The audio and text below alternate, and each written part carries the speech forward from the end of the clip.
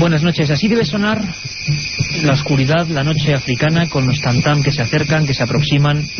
Este programa va a ser completamente distinto. Tengo la fortuna y la suerte de tener algunos buenos amigos que viven de explorar, de buscar mundos absolutamente desconocidos. Y coinciden ambos, los vamos a tener aquí, es un placer y un honor, en que hay un continente que representa todo lo que ama Milenio 3. Un continente que significa misterio, significa atavismo, cosas por descubrir, significa ancestros. Un mundo que conocemos muy poco y que sin embargo ellos nos traen de vez en cuando con la fuerza de las imágenes, con las grabaciones, a veces jugándose la vida. He charlado muchas veces con ellos y me hablaban de misteriosos animales, de poderes sobrenaturales, de brujería, de vudú, de devoradores de hombres. Es el sonido del África profunda, del África negra, como queréis llamarlo. Nos habéis escrito por aquí, web pasiva, milenio3@cadenaser.com, hablándonos de esos temas por separado. El vudú, el mal de ojo, los brujos, los extraños trances, las posesiones de espíritus, los animales que la ciencia parece que sigue persiguiendo en esas selvas. Y todo eso vamos a resumirlo hoy, o vamos a intentar vivirlo hoy, de una forma distinta también.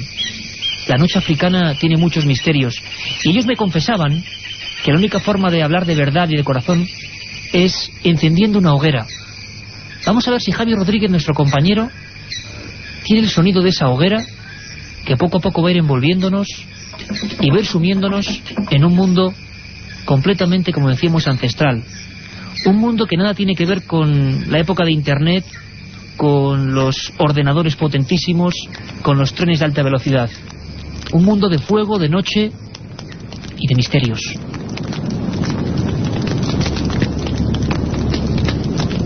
Y alrededor de esta hoguera se ha convertido en África el estudio 1 de la cadena SER. Somos Milenio 3, por supuesto, y estamos Katia Rocha, Carlos Barroso, Carmen Porter. Buenas noches. Buenas noches, Iker.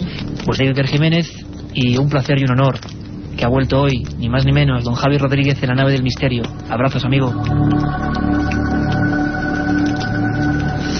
Crepitan las llamas. Yo no sé cómo podríamos presentar, Carmen, a nuestros dos amigos, que sobre todo son amigos, ¿no? Pero hay que decir que son personas que admiramos porque llevan muchos años enseñándonos esas cosas que habitualmente no se cuentan y que son tan importantes porque nos acercan al misterio del hombre y al misterio de este maravilloso tercer planeta, como ellos lo llaman, ¿no? Los dos tienen sobre sí un amplio currículum, Iker. Fernando González Siches es zoólogo, director de documentales sobre naturaleza de Traslobe Films.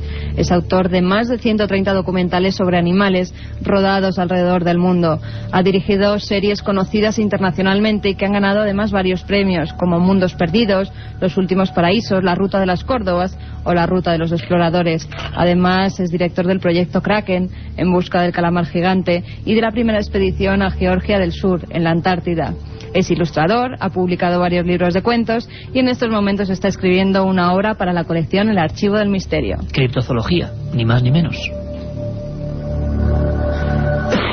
José Manuel Novoa es periodista, director de documentales sobre antropología de Traslobe Films. Fue presentador de varios programas en esta casa, en la cadena SER, como La Piedra Negra o La Puerta de Anubis, en la que se narraban relatos de misterio. Fue director de la revista Aventura y fundador de la revista Viajar, junto a Luis Carandel. Ha publicado varios libros, entre los que se encuentran Iboga, La Sociedad Secreta del Bweti, Magia Bubi o Historias, Costumbres y Tradiciones de Guinea Ecuatorial. Acaba de rodar además la película Iyengi, El Dios del Sueño, coproducida por Traslobe y Deseo. Y que además, añadiría, está en la fase de preselección para el Festival de San Sebastián. Yo ayer mismo subrayaba ese libro maravilloso, Boga, porque José Manuel Novoa es el único hombre blanco al que le permitieron acceder a esos secretos. Vamos a hablar de todo eso y mucho más. Sociedades sincréticas, misteriosos cánticos en mitad de la noche. Como no, lo decimos, criaturas biológicas, que además hay noticias. Hoy mismo los teletipos hablaban de un nuevo ser, un nuevo animal, un nuevo ente, como queréis llamarle, porque África sigue siendo la cuna de lo desconocido. ¿Nos acompañáis? ¿Nos metemos todos en la piel de ese mundo maravilloso? Os esperamos. La otra realidad. Milenio 3. En la cadena SER. Fernando, amigo, es un placer. Vamos a ver si conseguimos recrear para toda España la noche africana. Yo sé que es una cuestión de sentimientos, pero también de ciencia, ¿no? Y de investigación. Efectivamente, desde luego yo aquí, sentimientos, nos habéis hecho revivir un poco este espíritu de la noche. Y yo creo que con nadie mejor que con vosotros para... Lo que me gustaría es que de aquí algún día pudiera cogeros y os vinieras con nosotros a mitad de la sabana, a mitad de la selva. Ojalá, Fernando. Sería un placer que este micrófono amarillo, tenemos vamos a decirlo así, ¿no? Tenemos una máxima, que es que esté donde nadie llega, y desde luego con vosotros, ya nos metisteis en un barco buscando al Kraken, lo siguiente sería explorar África, que sería maravilloso. Don José Manuel Novoa, que vuelves a tu casa, yo creo que estos sonidos son tantas cosas. Nos has traído algunos que además ponen los pelos de punta, que luego vamos a ir desgranando. África, como decimos, el último rincón del misterio. Yo creo que sí, que es el continente del misterio, de la magia, de la fascinación y del calor, porque con esta fogata aquí en agosto yo ya estoy tan ambientado que ya estoy empezando a tener calor. Y estos sonidos que escuchamos, Fernando, la noche en África suena distinto, quizá estamos más acostumbrados, nos habéis traído sonidos, cosa que agradecemos, y además, de verdad, amigos de Milenio 3, muy abiertos los oídos, como siempre, pero casi más que nunca, porque hoy los sonidos van a estar a flor de piel. La noche suena muy distinta, ¿no? Has sido tú quien ha metido el gusanillo de hacer este experimento. Tú decías que hacían falta unos vasos con unos hielos, unos vasos con buen whisky, como hacéis cuando estéis con los masáis, porque es casi como un intercambio con todos ellos, ¿no? Y entonces, cuando ya todo el mundo está, en cierto momento, bueno, metido en el ambiente, tú eres consciente de que, claro, estamos en un estudio y es la Gran Vía, pero cuando estás en África es una hoguera y tu luz es la única en centenares de kilómetros, ¿no? Y suenan las bestias muy cerca. Entonces ocurre algo, que es lo que vamos a intentar hoy que la gente viva, ¿no? Sí, tú cuando estás allí, después de haber pasado un día de los más emocionantes de tu vida, porque cada día en África se vive intensamente, son las 24 horas, incluso en los sueños revives lo que has vivido, y tú llegas allí en mitad de la noche, montas tu campamento, y mientras tanto van a buscar algunos árboles desgajados, generalmente por los elefantes, y con los troncos te hacen una hoguera, y después de cenar, que generalmente hacen magia, o sea, cenas alguna pieza de caza de la zona, y te sientas allí en otro tronco al lado del fuego, y el guía que tienes, el masái que protege el campamento, o el masái, o el kikuyo, o el que corresponda, se sienta contigo, generalmente armado con una de sus lanzas, y empieza a contarte historias de los animales y las criaturas que viven alrededor, y tú mientras tanto estás viendo el horizonte, que generalmente es un cielo con más estrellas de las que te puedas imaginar, y de la noche te llegan sonidos que no sabes muy bien de qué animales son, porque muchos los conoces, otros los desconoces, y son todo tipo de voces que te hablan de lo que te está contando este masái, y te transportan, y a partir de ahí te puedes creer cualquier historia que te cuenten, porque algo de verdad tienen. Historias que están ahí, Fernando, y que hoy vamos a descubrir para todos vosotros. Estamos aquí atizando un poco la hoguera, todo oscuro, todo en penumbra, y vamos a empezar un poco fuerte, porque José Manuel Novoa siempre ha tendido hacia la antropología, a descubrir ese hombre misterioso de por sí, que es el hombre de África, y ha intervenido en los más sobrecogedores ritos que uno puede imaginarse. Nos he traído un documento, vamos a empezar a comentarlo, vamos a empezar a vivirlo. Vamos a escuchar un poco, si te parece, José Manuel, y nos vas comentando, nos haces la fotografía de qué estamos viendo, el lugar, quién es este tipo que hace estos cánticos tan agudos y extraños, y por qué estabas tú allí, ¿vale? Vamos allá.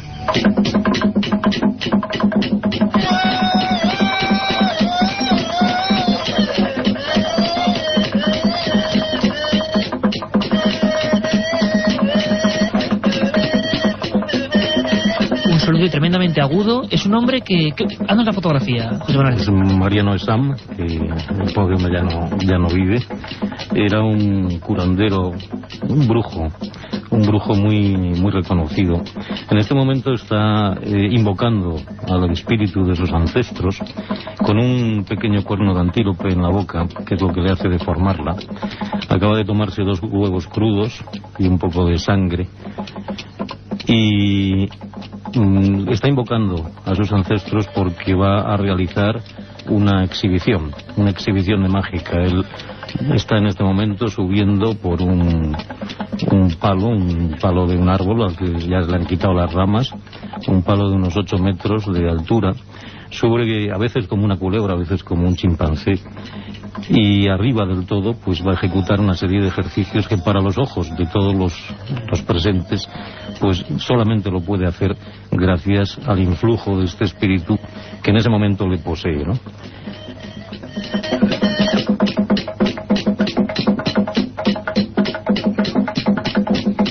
Toma los huevos crudos y la sangre porque tiene ebú. Dentro de la magia africana, el ebú, que puede tener otros nombres según los pueblos diferentes, los miles de pueblos diferentes, las miles de etnias diferentes que existen en África, sobre todo en África del Oeste, donde la magia quizás sea más fuerte, todos creen que tienen ebú. Y el ebú es algo que incluso describen como una especie de pólipo que se aloja cerca del páncreas, y que el ebú es lo que les otorga la cualidad de hacer magia. Pero al ebú hay que alimentarlo con sangre humana y con huevos crudos, porque si no el ebú te mataría. Esto, claro, es uno de los azotes que todavía hoy en África existen, que es la brujería. Aquel que tiene ebú pues tiene la obligación de alguna manera de alimentarlo a base de carne humana, a base de sacrificios, a base de envenenamientos. Es realmente sobrecogedor que todavía en África se crean en estas cosas y que todavía se realicen estas prácticas que, claro, a los ojos de los occidentales son absolutamente salvajes, pero que de siempre, desde el principio de los tiempos, pues se han dado en África.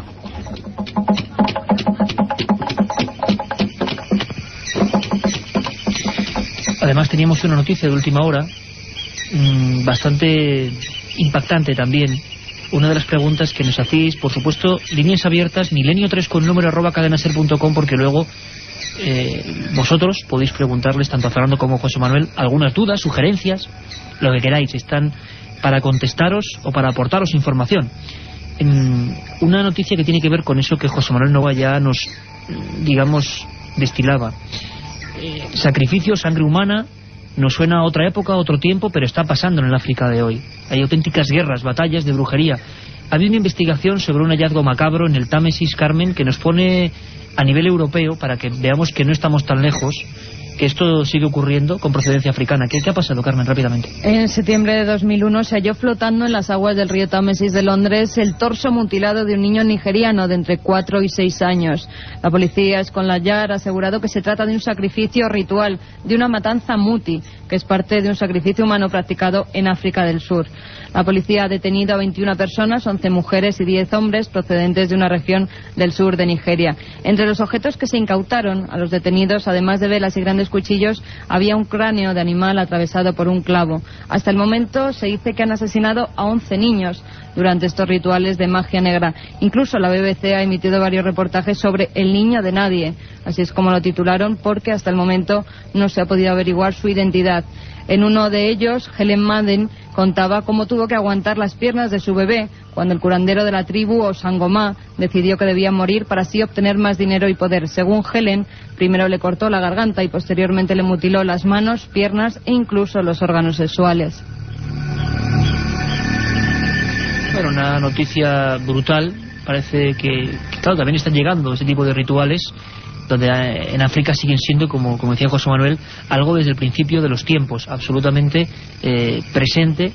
Tú en algunos relatos, por ejemplo, incluso en Guinea, en la antigua colonia española, hablas de por lo menos personas que son inculpadas de ataques, de antropofagia. En África hoy, año 2003, sigue habiendo sacrificios humanos de este tipo, es decir, entre guerras de brujos. Sí, más que entre guerras de brujos, es cuando en África hay una costumbre, cuando invocas a los espíritus para pedirles algo, cuanto más grande, cuanto más importante sea lo que pides, más grande tiene que ser el pago. Y uno de los pagos habituales, lamentables, pero habituales, son la entrega de una persona, ¿no? Y bueno, esto es algo que es bastante habitual. Y después, aparte de eso, o sea, no siempre el sacrificio humano está ligado a la antropofagia o a la ingestión de carne humana. Claro, a la antropofagia sí, porque antes hay que matar a la víctima, pero quiero decir que no todos los que hacen sacrificios humanos después ingieren la carne de la víctima, ¿no? En Guinea Ecuatorial, por ejemplo, es algo conocido que hasta el propio presidente ha sido acusado en muchas ocasiones de cometer actos antropofágicos. Yo incluso describí hace relativamente pocos, 5 años, me parece que fue, en El Mundo, como Obiang se comió a Pedro Motú, un líder opositor, ¿no? Se lo comió porque creía que tenía una medicina muy potente, y al no encontrarla, no encontrar un objeto, un talismán, un bastón de poder, un amuleto, pues decidieron que la medicina la tenía dentro, y entonces para asimilar esta medicina, pues lo mataron y se lo comieron.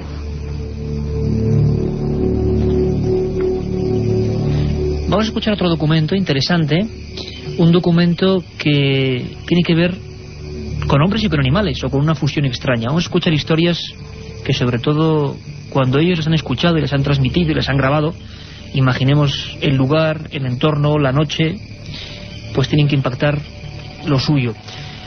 Se habla en algunos lugares de hombres leopardo, hombres que son capaces de devorar a otros, de atacar. Vamos a escuchar un momento este documento, porque bueno, sería esto, concretamente, Fernando, esto sería un leopardo en ataque o un leopardo absolutamente enfurecido, ¿no? Escuchamos.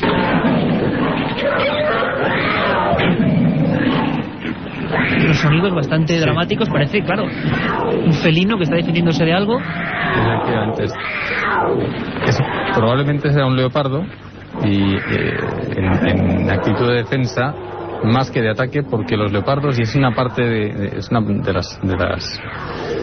de las historias que más se cuentan en la noche africana. Es uno de los animales más respetados y más temidos, ¿no? Y de los que más bajas causan a los humanos en África. El león es más fuerte, el búfalo es temible, pero el leopardo precisamente lo que tiene es que es una sombra que no la escuchas. En los periodos de hambruna, que es cuando surgen más historias de devoradores de hombres, que generalmente te cuentan de leones, pero muchos de los casos que escuchas, y escuchas a la gente de los poblados, hablan más que de leones, de leopardos, porque son animales que, según dicen ellos, entran por la noche tan silenciosamente que no lo oyen ni los perros, se meten en las cabañas, en las ambas, y están ventanas sin cristal, ya te puedes imaginar, y se meten sin un sonido, y van buscando a los niños, a los que muerden la garganta para evitar que emitan el primer grito que puedan antes de morir, y se los llevan con el mismo sigilo, y los padres lo encuentran al día siguiente. Lo único que encuentran es alguna mancha de sangre y que su hijo no está en la cuna, ¿no? Y entonces, ¿quiénes serían, o qué etnia, o qué tribu, o qué personajes serían los que denominados como hombres leopardo? Sí, los hombres leopardo, como tantos otros en África, hay hombres leopardo, hombres cocodrilo, hombres leones, son tribus, gentes. En general se les llama como anotos, y son grupos que lo que hacen es aprovechar el temor reverencial que tienen estos animales para la gente local, y ellos aprovechan, se disfrazan de estas criaturas. Y en el caso de los hombres leopardos, que son más bien del Golfo de Guinea, pues utilizan una especie de rastrillos pequeños, como de zarpas hechas de metal, y atacaban, esto te estoy hablando ya desde el principio del siglo XVIII, atacaban a todos los viandantes de la selva, a todos los que encontraban en mitad de la selva, y les obligaban a seguir, pues, o a pagar una serie de cánones, o a que respetaran al jefe local. Es decir, les chantajeaban un poco con ese poder. Porque realmente en África lo que sí que te pasa es que, por mucho que luego te cuenten que este hombre se ha disfrazado, hay muchos casos en que la posibilidad de que un hombre se transforme en un animal, ellos lo creen a pies juntillas. Para ellos es cuestión de fe, o sea, existe y ocurre. Para ellos tan claro como para nosotros el autobús de línea. Y a mí aquí eso me hace gracia, pero cuando estás allí y te lo cuentan por la noche, y te lo cuentan, y encima has leído textos de gente muy, muy respetable, de gente occidental, de periodistas, incluso de políticos, que han pasado por allí y han sabido de casos impresionantes. Te contaba alguna de las anécdotas más espeluznantes que yo he oído por allí. Por ejemplo, el caso, yo estando en el Reino de los Espinos, en el norte, en la zona de Saba, en el norte de Kenia, oí y leí la historia que escribía muy bien Peter Mattis, y la escribe el propio interesado en sus memorias, de Brock Blixen, que es el marido de Karen Blixen, esta señora que escribió Memorias de África, la escritora, y su marido se hizo cazador profesional, y de vez en cuando se escapaba a las zonas más remotas, más austeras, más perdidas de África para descansar, y allí descubrió, un día paseando en una zona muy seca, que había un hombre esquelético que le pedía ayuda. Él iba con sus dos nativos, Simba y Juma, que eran los dos copeteros que llevaba, y ellos le aconsejaron que no fuera a ese poblado. Pero este hombre, que era bastante aventurero, se acercó allí y vio que lo que le pasaba es que la gente local lo que quería es que les librara de una hiena que venía todas las noches y devoraba una o dos cabras. Que una hiena. Una hiena que además tiene también muy mala fama. Muy mala fama. De la hiena han escrito... ¿Cómo les llaman? ¿Cómo les llaman las hienas? Que ahora mismo todos tenemos el dibujo de la hiena segura. ¿Y cómo les llaman? Allí le llaman la cabalgadura del diablo, porque sabes que tienen las caderas muy bajas y parece que efectivamente llevan un peso en la espalda. Ellos dicen que es el diablo, pero además dicen que es... Generalmente las brujas se transforman en hienas, y una de las... Ellas te dicen que si quieres saber realmente si una hiena es una bruja o no, que es bastante común que por la noche africana haya brujas andando en forma de hiena, tienes que cogerla y mirarla bien, porque en la nuca tiene una segunda boca, que es una cosa bastante interesante. Las hienas que además, ahora vamos a escuchar la historia, Fernando, pero las hienas que en plena noche en África suenan así.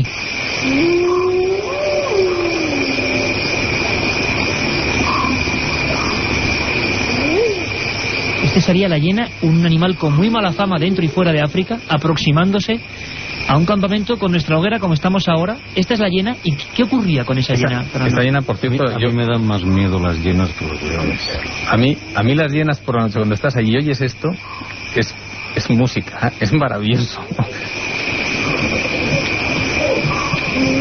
Pues son hienas que están acercándose, ¿no?, al campamento donde habitualmente estáis. Siempre se acercan. Grabando. Eres una fuente de alimento, tú tienes desperdicios, siempre hay algo que pillar por y una mandíbula poderosísima, ¿no?, la más poderosa, dicen, de África, la más potente, ¿no?, de África. Nosotros hemos visto alguna vez, yo me recuerdo en Sudáfrica, a un anciano en un poblado que le había arrancado un brazo, una hiena, porque estaban atacando un ternero, fue a defenderles y una hiena le quitó el brazo. ¿Y en ese poblado misterioso donde todo el mundo le decía que no fuera este explorador famoso, qué ocurrió, Fernando? Bueno, el cazador decidió, Brock Dixon decidió efectivamente que eso era una tontería, las supersticiones locales, y que él con su escopeta mataba una hiena, había matado muchas.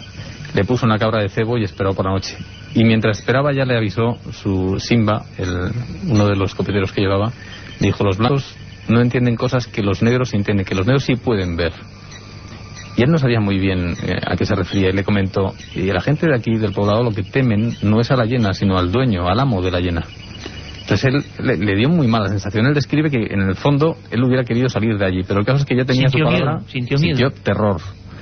Y esa sensación, esa percepción que va más allá de la lógica, ¿no? Y él se quedó, porque había dado la palabra, se quedó, y efectivamente a primera hora de la noche, con la luna, apareció una hiena.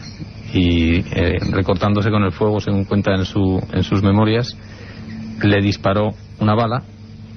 La hiena salió y se escondió en un matorral, y él salió corriendo para ver si había matado a la hiena. Cuando llegó al matorral, vio que del matorral salía un rastro extraño. En vez de 4 huellas, había 2 huellas y una especie de algo que se arrastraba. Pensó que le había roto una pata, de hecho, y siguió más adelante para ver efectivamente si había matado a la hiena. El pueblo entre medias había salido, estaba medio revolucionado, se habían amontonado, se habían formado una especie de revuelo alrededor del cadáver, y él, entre golpes, intentó ver qué es lo que había. Ellos no querían dejarle ver, y por fin consiguió, entre las piernas de todos los del poblado, ver que había unos pellejos de hiena y un hombre muerto por un disparo. Era el dueño. Era el que ellos llamaban el amo de la hiena. Él tuvo que salir de allí corriendo. Uno de sus copeteros amenazó con el rifle al pueblo. Él estaba en trance, él no podía creer lo que había visto. Atentaba contra toda su lógica, contra todo lo racional que tenía en su mente. Entonces él corrió según cuenta, corrió toda la noche, acompañado de sus 2 locales, temiendo que además les pudieran matar los del poblado, porque había parte que eran amigos del amo de la hiena. Y solamente paró de correr cuando llegó a un rancho que tenía una de sus amantes, y que venía muy trastornado. Él venía prácticamente en un estado de trance, y le sacó del trance, que fue justo, y además una fecha bastante trágica en la historia del este de África, porque al llegar a la casa su amante le dijo que esa noche Finch Hatton, el que hace Robert Redford el papel en la película Memorias de África, se había matado y había muerto en el fuego de su avioneta en Bor. Un mal presagio aquella noche de la hiena. Y ahora, si esperéis un minutito, vamos a hablar de muchas más cosas. Vamos a escuchar, por ejemplo, un trance. Un trance, alguien, una persona, una mujer. Ahí estaba José Manuel Novoa, que desde luego hablaba con una voz horripilante, terrible. Esos trances en que determinadas personas de determinadas etnias en África dicen conectar con espíritus. Se ha escrito mucho, se ha dicho mucho, pero pocas veces he escuchado como vamos a escucharlo esta noche. Estamos aquí, Milenio 3. La otra realidad. Milenio 3. En la cadena SER. 1937. 200 personas mueren trágicamente en el santuario de la Virgen de la Cabeza. 1971. Aparece el fenómeno de las caras de Belmez. 2003. ¿Qué relación existe entre estos dos episodios? Descúbralo en Tumba sin nombre. Un apasionante libro de Iker Jiménez y Luis Mariano Fernández. Una tragedia, un misterio, una investigación. Editado por Editorial Edad. La otra realidad. Milenio 3. En la cadena SER.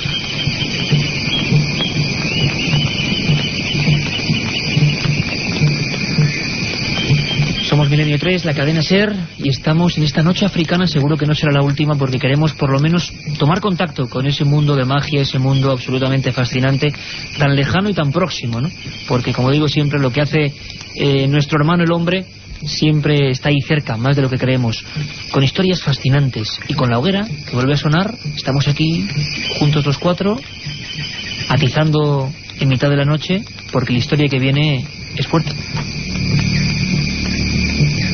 Vamos a escuchar, y hacemos de nuevo lo mismo, si te parece, José Manuel Novoa, un trance. Tú en tu libro, por ejemplo, Iboga, hablas de... Tuviste la fortuna o la desgracia, según cómo se lea, ¿no? De meterse toda la fortuna a nivel periodístico, de poder vivir en una de estas sociedades de las más secretas que hay y de ser aceptado como hombre blanco, que eso no había ocurrido nunca, ¿no? A nivel personal. No había ocurrido absolutamente... Nunca. Era la primera vez, pero quiero decir que a nivel periodístico, pero a nivel personal, porque fue una de las experiencias más importantes y más bestiales de mi vida. Y vamos a hablar ahora también, además, porque mucha gente lo pregunta, se ha hablado de plantas que tienen ciertos poderes. Nos preguntaba mucha gente por la ayahuasca en la zona de Sudamérica, un montón de cosas, y mucha mitología y mucha mito y mucha verdad.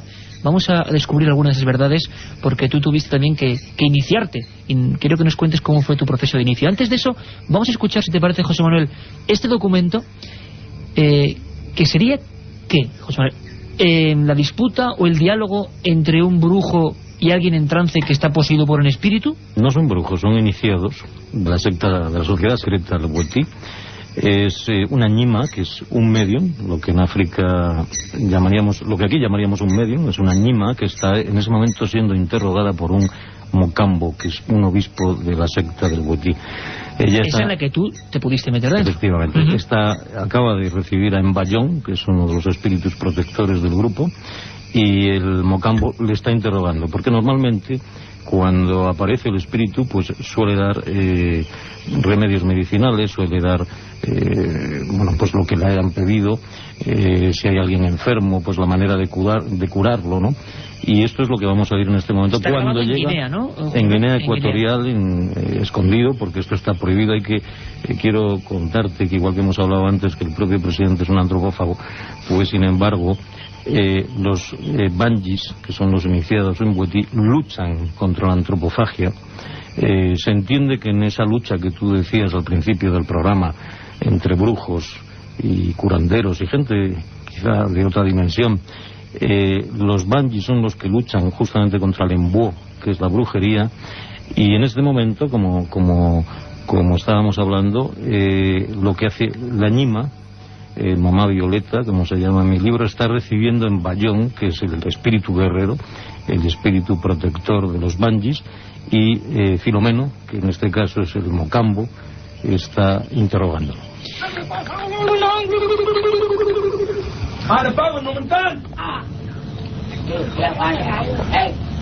Ahí surge la voz como deforme y muy aguda, es la mujer en segundo plano, ¿no? Sí, es la mujer, pero absolutamente transformada. La primera vez que yo tuve la ocasión de presenciar una misa Bweti en una noche selvática, como te decía, en una embanja, que son los templos escondidos, me impresionó la transformación que sufría en el rostro. Al mismo tiempo, pues, según el espíritu que aparezca, lo caracterizan, o bien con un sombrero, o bien con un bastón de poder. Y te decía que es impresionante, ¿no? Transfiguración, en el momento en que ocurre esto.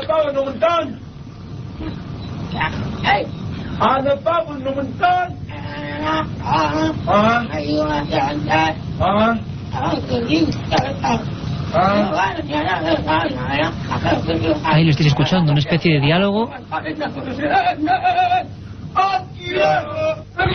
Ahí está entrando en ese momento, José Manuel, algo que ellos consideran espíritu, que los transforma y que les hace hacer cosas muy diferentes o muy diversas o muy distintas de lo que puede hacer un ser humano normal. ¿Tú has visto ese tipo de prodigios, digámoslo así? Pues en este caso es mamá Violeta la que está recibiendo en Bayón. Te digo que yo no creo en los espíritus, no creo en el espiritismo, pero cuando veo algo que es sorprendente, pues me sorprendo, ¿no? Y esta mujer, pues aparentemente cuando está fuera de estas misas Wetí, cuando está fuera de la Mbanya, es una persona tímida, es una persona apocada. Sin embargo, una vez que recibe el espíritu, una vez que es poseída, pues bueno, se convierte en una persona fuerte, en una persona con una personalidad muy acusada, que además puede hacer cosas como saltos, como bailes un poco acrobáticos, y que la primera vez, porque bueno, la historia esta es muy compleja y muy larga como para contarla ahora, pero la primera noche que a mí me llevaron a un lugar donde pude presenciar la primera Mbanya, que no sabía dónde iba, pero bueno, tuve la suerte de poder asistir a la primera Mbanya, cuando yo encontré a esta mujer, en este momento que la estamos escuchando, que tiene a este espíritu llamado Mbayón dentro de ella, ojos en blanco, cara transfigurada, y cuando me llamó, me preguntó, ¿quién soy yo? Y yo le dije, una mujer, y dice, no, yo soy un muerto. Y en ese momento te aseguro, y yo te digo que soy escéptico, porque si no, con todas las cosas que vemos en estos lugares tan remotos, pues nos volveríamos un poco locos, sentí pues una especie de manotazo en el pecho. Realmente no sé por qué lo defino así, pero sentí su fuerza dentro de mí. Le preguntó quién soy yo y dijo, un muerto.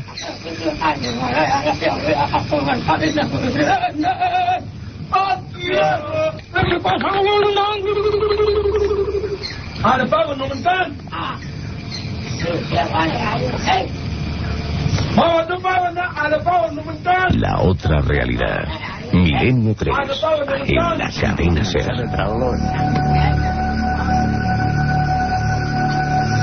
Estamos francamente impactados comentando la voz de esa mujer, un muerto, decía ella, y hay que imaginar a José Manuel Novoa con la grabadora en ese lugar, en una especie de arrabal, a oscuras, tiene que impresionar lo suyo. Como impresionan las historias... Lo peor es que, perdón un momento que te corte, fue cuando acabó la ceremonia a eso de las 5 de la mañana. Es una ceremonia lunar, hay que terminar antes. En determinado momento, ¿no? Y hay que terminar antes de que salga el sol.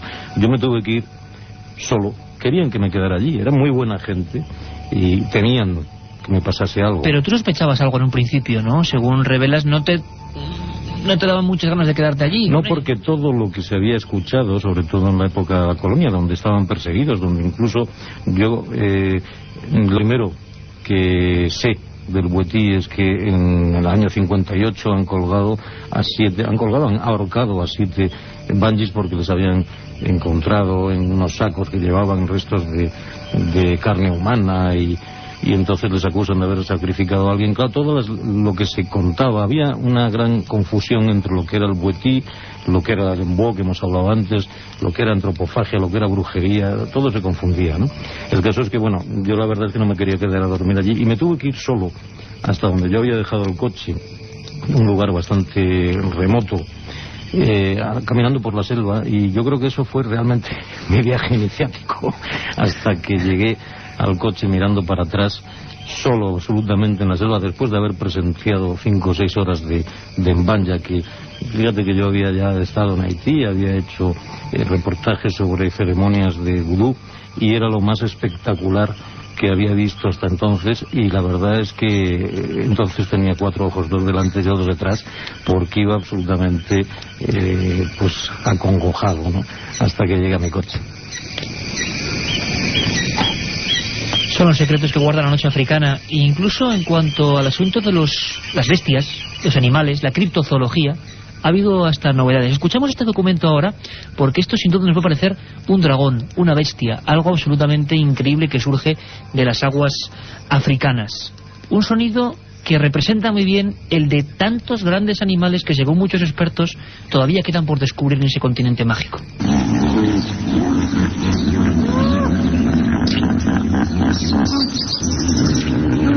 Queda mucho por descubrir, ¿verdad, Fernando? Queda muchísimo por descubrir. A nivel, una pregunta que seguro, ya Carmen, recogéis vosotros las preguntas, Carmen y Katia, porque estoy seguro que hay muchas que se refieren a célebres animales de la criptozoología. Pero había una noticia de última hora, Fernando, que si me permites, porque es muy breve, que nos ha impactado a todos cuando llegábamos hoy al estudio 1 de la SER. No hay casualidad en este programa. Hacemos un programa que tiene que ver con brujería, criptozoología, África, y se descubre algo misterioso en África. Carmen, rápidamente, ¿qué ha pasado? El fotógrafo norteamericano Carl Laman ha logrado filmar por primera vez un misterioso animal parecido a un gigantesco chimpancé y que es conocido como mono del Bondo por la región de donde procede, en el norte del Congo. Según los aborígenes, la criatura es tan grande y fuerte que no muere con las flechas envenenadas que se usan contra otros grandes primates, y por ello lo han apodado como el comeleones. ¿El comeleón? Lo cierto es que este animal, a diferencia de los chimpancés, no pasa mucho tiempo en los árboles, emite una especie de ulular cuando sale la luna, en su cráneo tiene una cresta semejante a la de los gorilas, tiene la altura de un ser humano alto y camina sobre las patas posteriores. Fernando, animales de gran tamaño. Sabemos que animales pequeños, y tú que eres zoólogo lo sabes mejor que nadie, se descubren cada año no sé cuántos, y animales marinos no digamos. Sí. Pero todavía la gente nos pregunta, y me adelanto una de las preguntas del mail que habéis enviado en milenio3@cadenaser.com. En 5 minutos, preguntas para José Manuel Novoa y Fernando González Siches. La idea es la siguiente. Si hay un problema siempre con su apellido que varía, y lo variamos nosotros y yo habitualmente. Lo varía hasta yo. Iglesias, ya, su nombre artístico es... Bueno, estamos aquí junto a la hoguera, y estas pequeñas cosas, desde luego, no hacen más que estrechar los lazos. Fernando, animales de gran tamaño, todavía en África es posible. Hay uno que estoy seguro, decía, lo han preguntado, el Mokele Membe, es decir, una especie de dinosaurio vivo, no sé si es la zona del centro de África. Sí. ¿Sería posible todavía animales como este? En la zona del Congo, desde luego a mí lo que me habéis impresionado es que me habéis enseñado fotos y realmente parece... Hoy salía, ¿no? Y Carmen, que es una fenómena, hoy salían en las agencias, en CDN Plus y en demás sitios, el mono come hombres. Nos hemos quedado afinados... Como leones. Como leones. El nombre no es muy afortunado, pero vamos, yo por las fotos sí creo que pueda ser un gran primate. No hace mucho se descubrieron los bonobos, que son otro tipo de chimpancé, que también andan a 2 patas, erguidos. Y por supuesto que quedan muchos por descubrir. Hay que tener en cuenta que la zona de la selva del Zaire, del Congo, Centroáfrica, es una selva que, sobre todo en la región donde está Mokele Mbembe, que es uno de tantos que hablan... Si puedes hacerme la ficha, ¿qué sería en 2 palabras? Mokele Mbembe, generalmente lo que se habla de él es, o tradicionalmente se ha hablado y se han hecho expediciones buscando el último dinosaurio vivo existente. Es una especie de iguanodonte grande, según dicen. Lo que pasa es que por las descripciones de algunos de los nativos de la zona, nosotros, si tuviéramos tiempo ya hablaríamos de José Manuel, que ha hecho la última película con pigmeos, pues le ha hecho algunas preguntas sobre el Mokele Mbembe, porque son de la zona, y lo tienen muy claro. Ellos dicen que es un animal que existe, ¿no? Lo conocen. Lo conocen.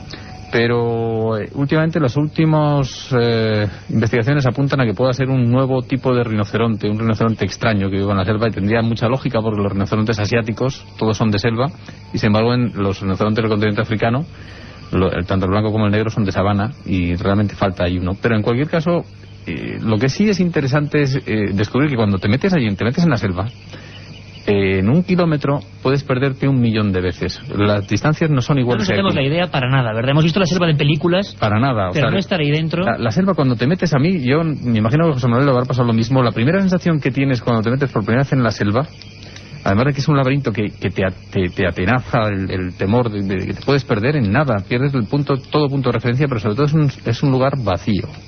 Es un lugar que está lleno de voces por arriba, pero no hay vida. O sea, yo me esperaba ver todo lleno de animales. En la selva no hay animales a la vista. oyen más que tú, ven más que tú, saben, conocen la selva Te mejor sientes que tú. vigilado, por lo tanto. Te sientes, hay miles de sonidos, miles de ojos que deben de verte, pero tú no los ves, y toda la vida parece que está en la bóveda de la selva. En la región del Mokele-Mbembe, de este supuesto dinosaurio, además es una región pantanosa, con lo cual es en la zona donde hay más malaria, donde hay dengue, es la ruta del ébola, la ruta del SIDA. Es un lugar terrible. Y además desde el aire no se puede ver porque son grandes árboles y toda la zona sumergida, o sea, el animal está por debajo del agua y encima tiene copas de árboles cubriéndolo. Y vamos, yo siempre comento que he estado muchas veces buscando rinocerontes negros en la sabana en época de estiaje, que es unas praderas totalmente amarillas, buscando un animal enorme de color oscuro, y pasan días hasta que ves uno. Y sabes que ahí está. Imagínate en una zona que es mucho más grande que España, totalmente aislada, en un lugar lleno de enfermedades, en un lugar pantanoso y que además está cubierto, que desde el aire no ves nada. Nunca mejor dicho, lo de inhóspito. Y una cosa que me gustaría contaras a toda la audiencia. Sí, perdona, José Manuel. No, sin embargo, los pigmeos, a los que yo les he enseñado las fotografías, bueno, los dibujos. Los pigmeos son selva. Que tú me hiciste, por Los supuesto. pigmeos con los que han rodado esa película maravillosa de Yengu, ¿no? Eyengi, el que... dios del sueño, sí. Que es la primera vez que se hace una película donde 300 pigmeos de Centroáfrica, que todavía se afilan los dientes y conservan el fuego, han hecho de actores, y espero... Hemos visto un trozo, maravillosa película, por cierto. Sí. ¿Lo habían visto ellos? Ellos te hablaban del Cuando Mokele-Mbembe. yo le enseñaba los dibujos que me ha hecho Fernando, decían Mokele, y alguno de ellos me decían, lo hemos comido. Increíble. O sea, que lo habían cazado, lo habían capturado, ese gran misterio criptozoológico. Y una aventura que a mí me dejó aterrorizado, lo puedo decir, y que estoy seguro que a los cientos de miles de amigos que están ahora sintonizándonos van a sentir algo parecido, porque refleja perfectamente toda la historia de lo que estamos hablando hoy. Tú me contabas, Fernando, que un día ibais en un coche y se cruzó un pitón. Sí, es una historia que refleja un poco lo que está hablando José Manuel. Cuando tú te metes allí y el miedo que sintió él por la noche cuando volvía por la selva, en ese momento todo es posible. O sea, yo desde aquí también soy tan escéptico más que él, pero el caso es que llegas allí y ves cosas que por lo menos te hacen pensártelo dos veces. Y a nosotros nos pasó que íbamos con un guía que ya había venido, guía y chofer, y había venido muchas veces con nosotros en otros rodajes, que se llama Tarimo, que es una de las mejores personas que nos hemos encontrado. Una persona valiente, nos ha metido en mitad de las manadas de elefantes, se ha aproximado para hacer buenos planos a leones hasta el punto de ponernos realmente en aprietos. Incluso con otra pitón en el Parque Nacional de Nairobi, nosotros tuvimos un encuentro con ella al lado de un río y necesitábamos que saliera por el otro lado de un matorral donde se escondió, y él se metió por debajo, es decir, no le daba miedo a ningún animal. Pero aquel día tuvo miedo de esa pitón. Y de repente un día, después de comer, íbamos por abriendo una trocha y se cruzó una pitón bastante grande, debía rondar los 5 metros, entonces decidimos parar, él iba conduciendo, decidimos que parara para hacerle unos planos. Y él de pronto no quiso. Era la primera vez que decía que él no se paraba allí con una que no, y no hubo forma de convencerle y siguió. Y después en el fuego campamento, en este fuego en el que estamos ahora, fue cuando él nos dijo, o sea, nosotros le intentamos, Tarimo, ¿qué es lo que ha pasado hoy? Porque ¿cómo es posible que tú...?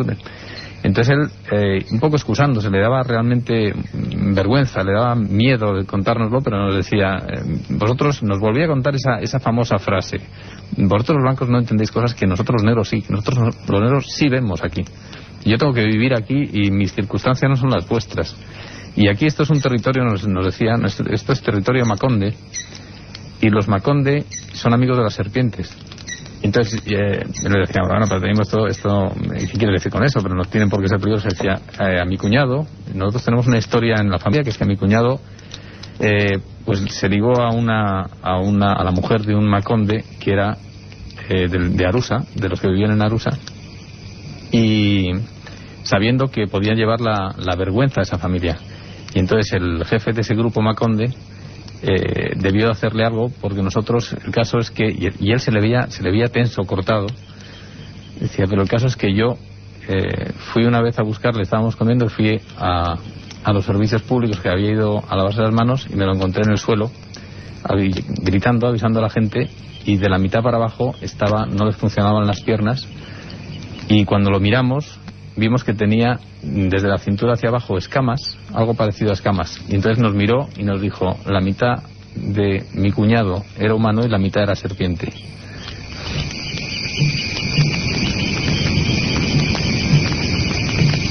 Historias que se cuentan a través de esta hoguera, historias que se cuentan en estos fuegos que los compañeros José Manuel Novoa y Fernando González Siches tantas veces han hecho en diferentes puntos de África, ¿no?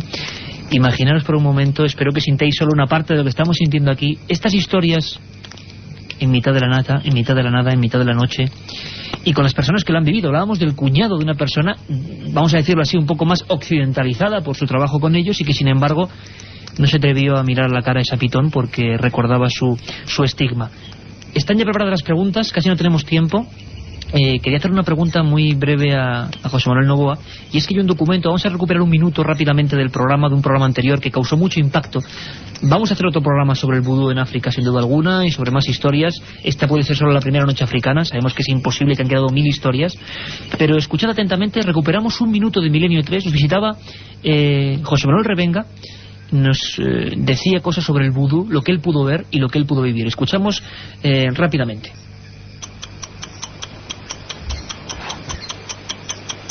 A ti te soplan el polvo zombie. ¿Puedes contarnos qué ocurrió?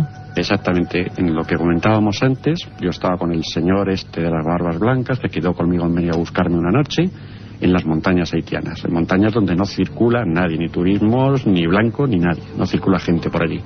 Fuimos a Lunfor, al templo de este señor. Una vez en el templo me presenta al brujo, un hombre fuerte, con el torso descubierto, me empieza a comentar las cosas, lo que es su trabajo. Y ya directamente entro y le digo, mire, yo lo que quiero ver es el polvo zombie. Me lo sopló en la cara cuando le pregunté de qué estaba hecho aquello, y yo tardé 2 días en despertarme, que aparecí en una cabaña durmiendo.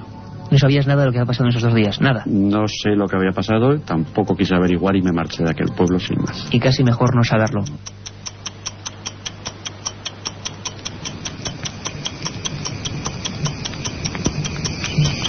Ahí estaba nuestro particular crono. El polvo zombie, nos lo contaba Revenga en Haití, que estuvo aquí contándonos sus aventuras increíbles. Esto nace en África y también te has encontrado con cosas como de este tipo, ¿no? ¿No te han soplado el polvo zombie a la cara? No, porque si no quizá no estarías vivo, ¿no? Tuvo mucha suerte, porque realmente esto es algo espeluznante, constatable, y además la zombificación es la sentencia máxima de los lacú de Haití. Cuando alguien es malo, como en nuestra sociedad, mata, roba, no hay nadie que pueda hacer nada con él, lo convierten en zombie. No lo matan, no le condenan a la pena capital, como me decía un hungán que viajaba conmigo por Haití, que hacen los americanos, como todos sabemos, sino que le zombifican. Y esto es espeluznante. Así que Juanjo Revenga tuvo suerte. Y realmente nace en África, bueno, tuvo muchísima suerte. Esto nace en África se llama Monyongo, o Ekong. Es transportado a Haití, a las Antillas, en la época de la esclavitud, estas prácticas. Y bueno, el polvo zombie famoso, que incluso hay un francés, ahora no recuerdo el nombre, que está tratando de analizarlo hace mucho tiempo, aparte de todos los elementos mágicos de dudosa efectividad, el principal agente activo de ese polvo zombie es el tetrodotoxin, que es una sustancia que se encuentra en la espina dorsal, en la espina del pez globo. Hablaremos mucho de ese tema, no va a dar tiempo, es imposible, lo sabemos, que hemos simplemente hecho una pincelada sobre algunos misterios de África. Carmen, rápidamente preguntas, y os pido por favor casi telegráficamente alguna Francisco Recio nos escribe y dice: me gustaría preguntarles a los especialistas qué diferencia hay entre las prácticas de brujería en África y la práctica sincrética en Cuba o Brasil. Bueno, en Cuba es la santería, viene de los Yoruba, que son africanos, y en Brasil pues es la Wanda, el Macombe, el Candomblé, que también viene de los africanos, especialmente también de los Yoruba, que salen de la costa de los esclavos, lo que hoy es Benín, lo que es Ghana, Togo, que es realmente donde la magia en el West África es más importante. Anselmo 38, ¿cuál es el animal más peligroso de África para el hombre? Pues que queda poco romántico decirlo, pero es el mosquito anófalis, transmisor de la malaria, que es el que más muertos causa en el mundo. Aparte de algunos hombres. Sonia Martín, el momento de mayor peligro, incluso de muerte o miedo, en sus expediciones. Yo creo que con esto podríamos acabar. Cada uno, Fernando, si quieres empiezas, José Manuel. Pues yo, el momento de más peligro no es el momento de más miedo. El más peligro fue un día que estuve a punto de pisar una cobra del Cabo. Y el momento de más miedo probablemente fue un amago de ataque de un elefante, que es algo muy impresionante y que gracias a Dios no llevó a cabo, porque a un elefante le da igual que estés en un coche o no, si quiere hacerte daño te puede destrozar en cualquier caso, ¿no? Pues yo creo que en Papúa Nueva Guinea, una vez que estaba haciendo una ceremonia de casamiento, pero sin embargo estábamos en una área, ¿no? Y el propio guía que venía conmigo me dijo, oye, no traerás mucho dinero porque esto es peligrosísimo. En ese momento llevaba 5 millones de pesetas porque nosotros el dinero de producción lo tenemos que llevar encima. Y dije, no llevo mucho, pero realmente hasta que acabó la ceremonia y llegamos al coche, pues andamos un poco mal. Gente que no dudaría en hacer cualquier ceremonia de iniciación, pero a la fuerza contigo, ¿no? Pues José Manuel Novoa, Fernando González Siches, de verdad que ha sido un auténtico placer porque, bueno, creo que hemos transmitido a muchísima gente que quizás nunca, yo el primero, que no conoce esa África profunda, se le hemos acercado un poquito. Y no solo con una visión negativa, sino con una visión de que queda mucho por explorar, mucho por descubrir, y ojalá la cadena SER pueda hacerlo con vosotros, porque será siempre un placer y un orgullo, compañeros. Un abrazo muy fuerte. Muchas gracias. Un orgullo estar aquí contigo. Que haya más hogueras. Carmen, un abrazo fuerte. Katia, Carlos y sobre todo nuestro compañero y amigo, el mago Javier Rodríguez, un abrazo. Y nos vamos con este sonido que son niños cantando en África. Queda mucho misterio por contar, por recordar y por contarlo, por transmitirlo, que es nuestra misión. Un abrazo. Son las 2:09. Esto es Milenio 3 y hemos encendido la hoguera que solo se prende en ocasiones muy determinadas. Ahora sí, Katia Rocha ha hecho el milagro, es nuestra productora de los milagros, y ahora sí estamos en penumbra. Yo he estado un poco inquieto porque Milenio 3 es la penumbra absoluta del estudio 1, las sillas vacías, el piano siempre silencioso, esperemos que un día no se ponga repentinamente a tocar, como en el caso de Sevilla. Todo el equipo, Carlos Barroso, Katia por supuesto, Carmen, buenas madrugadas otra vez. Buenas madrugadas de nuevo, Iker. Este vuestro amigo Iker Jiménez, y el que ha encendido la mecha de esta hoguera en mitad de África, nuestro comandante Juanma Frasquet. Y es que alrededor de esos leños ardientes, los exploradores de verdad se juntan, a veces con los masái, con los pigmeos, con diferentes tribus, diferentes historias, y casi siempre los mismos miedos. Y se habla de ello, y se comentan historias, cosas, sucesos, leyendas y realidades. Historias como la que hoy nos ha congelado un poco el corazón a todos. La presencia de los auténticos caníbales, los comedores de hombres. Y para hilar todo esto un poco más, por las preguntas que estáis haciendo al 7640, palabra milenio y espacio, vamos a preguntarle al forense José Antonio García Andrade. Está bien, el canibalismo mágico, ritual, eso ocurre, pero por ejemplo en España ha pasado. ¿Usted ha tenido en su consulta, ha estudiado casos de este tipo? Y de verdad, Carmen, que lo que viene es fuerte. ¿Tú te acuerdas de la leyenda del hombre Dounto? El sacamantecas no que comerciaba con manteca, sino que devoraba las mantecas de la gente. Y que hubo varios casos hasta los años 60 en España, ¿te acuerdas, no? Sí, sí que me acuerdo. Además, las leyendas que se contaban en torno a su figura, incluso para dar miedo a los niños. Se decía que iba a venir el hombre del unto, ese hombre que se comía la grasa de los niños. Hoy estamos haciendo ese viaje constante entre el mundo civilizado, entre comillas, y el mundo indígena, para comprender por qué a veces el hombre se convierte en el peor demonio y hace estas cosas. Escuchamos al doctor Andrade porque es apasionante. Él tuvo que tratar quizá al último caníbal español, el hombre Dounto. El hombre Dounto, que era aquel criminal en serie, lo que pasa es que entonces no se llama criminal en serie, que se alimentaba de la grasa de los niños. Él era un personaje gallego, por eso se llamaba el homo Dounto, el hombre de la grasa, que se alimentaba de la grasa de las pobres víctimas suyas. Sí lo he tenido de vampirismo en el sentido de un sujeto de un cociente intelectual muy bajo, muy pobre, que se alimentaba de la sangre de sus víctimas, a las que hería, a las que con un cuchillo las rajaba. Entonces se ponía a chupar y a alimentarse de la sangre. Era un personaje muy cruel, muy primitivo, con un cociente intelectual muy pobre, y quizá ese es un personaje que le tengo descrito en uno de mis libros, pero como canibalismo.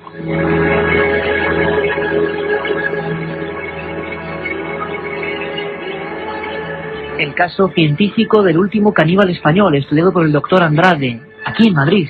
Uno de esos casos, al final no fue al garrotevil. Se alimentaba de la sangre de sus semejantes. Tenía el convencimiento, a pesar de su cultura primitiva, de su aspecto casi bestial, de que la sangre le daba vida. En España, 1963.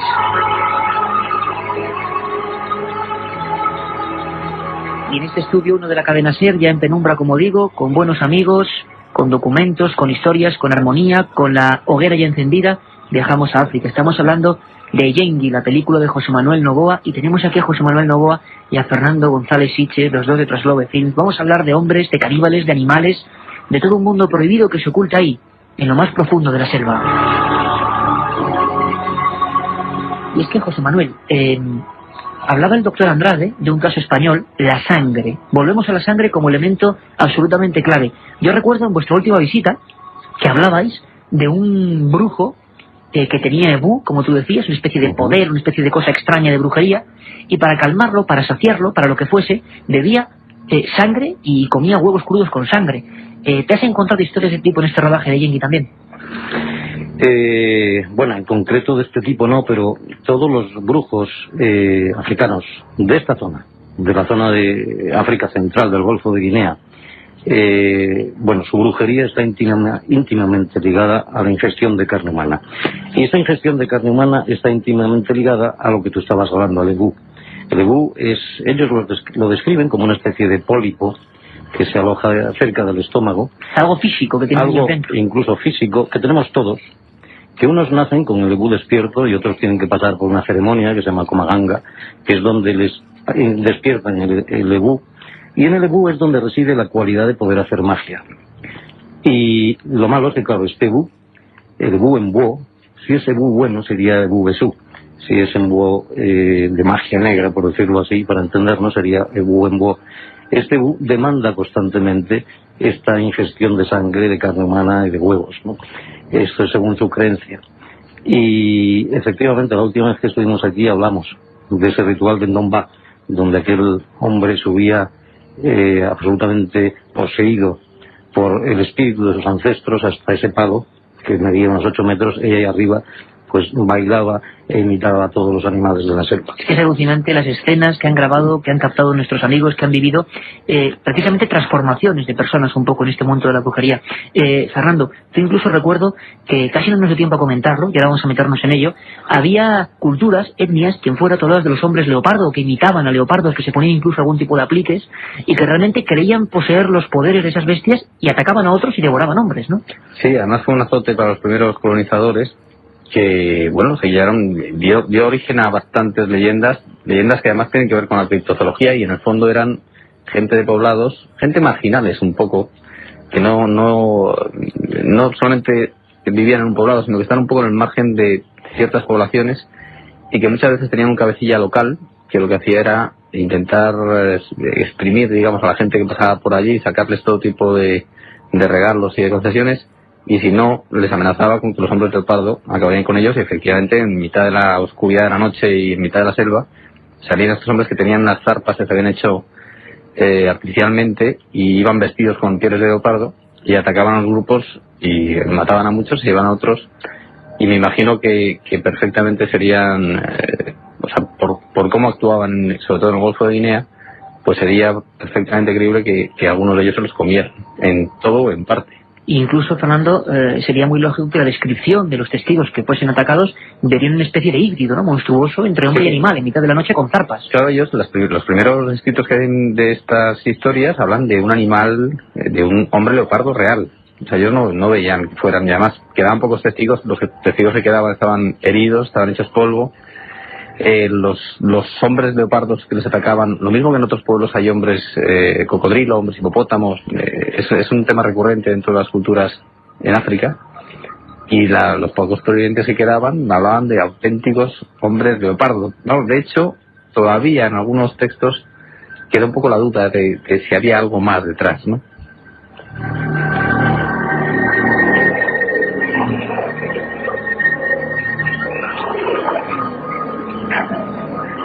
Estamos ya en plena selva buscando esas historias tan alucinantes que de vez en cuando nos llevan, como decía Fernando, al terreno tan fino, tan invisible a veces, entre la realidad, la ficción, la creencia, lo probable. Muchas veces la historia de los devoradores de hombres, de estas etnias salvajes, extrañas, de estos caníbales, de esta especie de hombres mitad espíritu, mitad maléfico, se transmiten de abuelos a padres, de padres a hijos. No dejan, por supuesto, testimonio más sólido que ese, la tradición oral. Si pudiéramos viajar hasta un momento en el que un abuelo le cuenta, por ejemplo, a un nieto por dónde no tiene que ir, dónde pueden surgir los hombres que devoran a sus semejantes, sería, por ejemplo, este, que hemos rescatado de ese magnífico trabajo de Yengi, el dios del sueño. Escuchamos.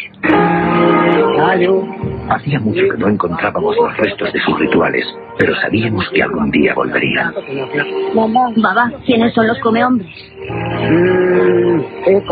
Son malos. Son hombres malos de distintas tribus bantúes. Son amigos de los espíritus de la oscuridad, a los que tienen que pagar con sangre de hombre las cosas que les piden. Menuda definición, ¿no, José Manuel? El hombre auténtico de los de allí, claro, está por supuesto traducido, pero es, si viéramos la imagen ahora mismo, sería ese hombre pigmeo, jefe de su clan, ¿no? Transmitiendo a los suyos ya unas primeras leyes de comportamiento. Hay que tener mucho cuidado, ¿no? Efectivamente. Existe un pago. Antes hablábamos de la receta de cocinar la carne humana. Terrible receta.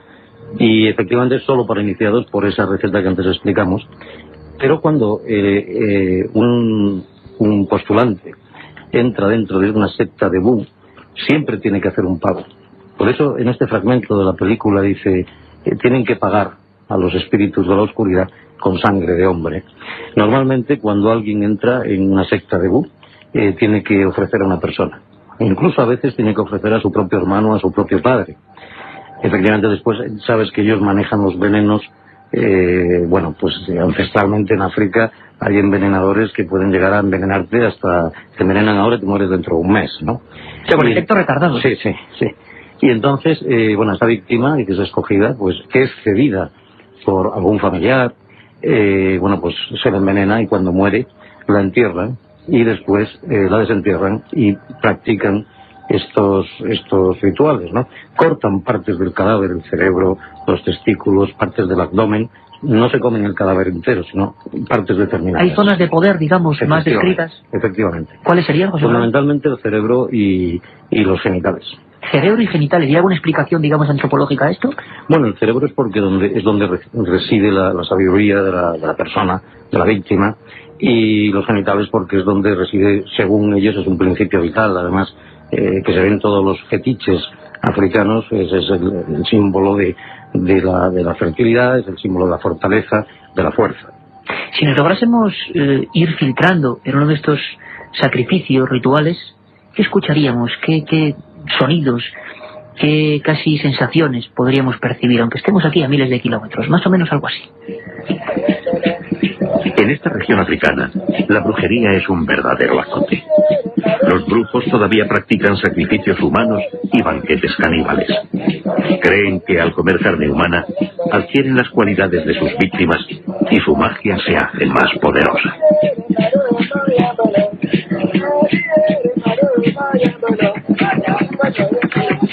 Esta especie de danzas y de historias grabadas in situ allí, repito, que tienen una fuerza tremenda. Se acaba alterando un poco la conciencia de José Manuel cuando uno repite determinados acordes. Hay una especie como de, digamos, geometría de la música, ¿no? Que lo hacen perfectamente para saber cómo entrar en un trance determinado, provocar una serie de fenómenos extraños en las personas. Todo esto ocurre, ¿no? Efectivamente, y además se ayudan de sustancias como la iboga, sustancias como la banga, que es el cannabis, que es un cannabis muy fuerte que se da en esta región africana, y efectivamente entran en estados alterados de conciencia y, según ellos, son poseídos por los espíritus que invocan.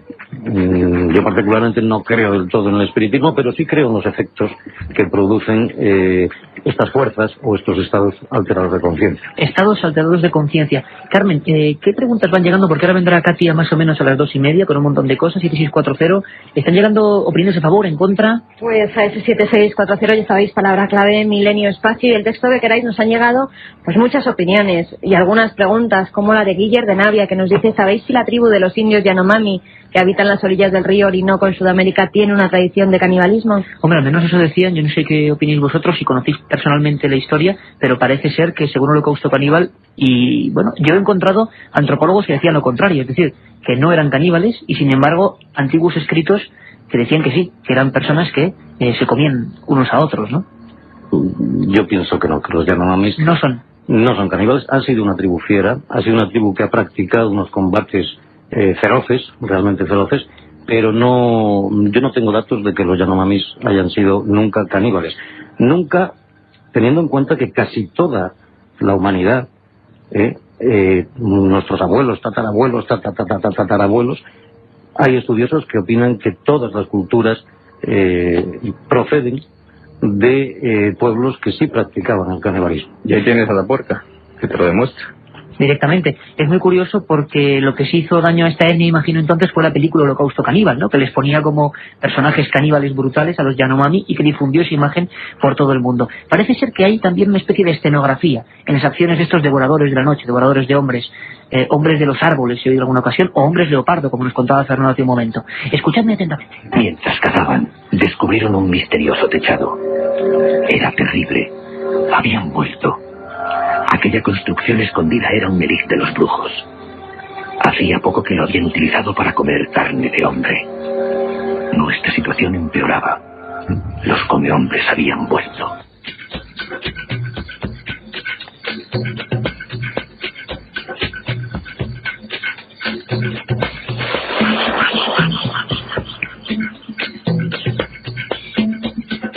La otra realidad. Milenio 3. En la SER. Fernando, una escenografía que siempre está presente en todos los actos rituales, tribales, extraños.